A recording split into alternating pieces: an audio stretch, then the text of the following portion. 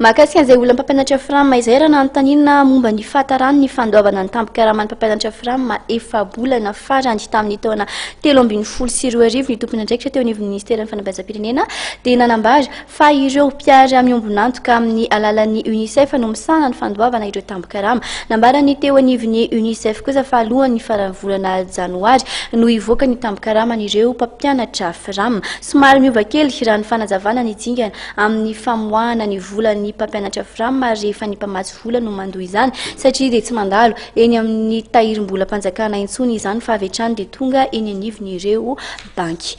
Mahakasika ny fidiran'ireo mpianatra eo anivon'ny fakulté ny soratra sy ny siansa ny mahaolona kosa eo anivon'ny université n'Antananarivo dia ny faharoapolo ny volana Janoary avy izao no fantatra fa hivoaka ny valin'ny fitsapam-pahaizana izay nitanterahana ny volana Novembra lasa teo.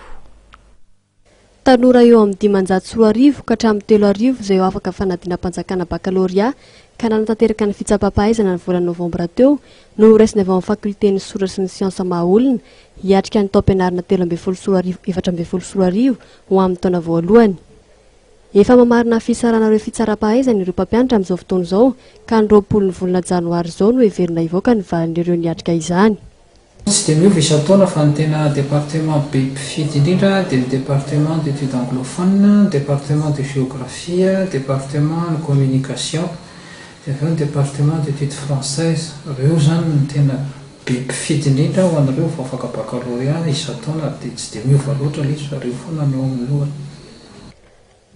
Manodidina 5,000 ireo tanora niatrika ny fitsapam-pahaizana hidirina ao amin'ny taonan'ny fakultény soratra sy ny siansa mahaolona.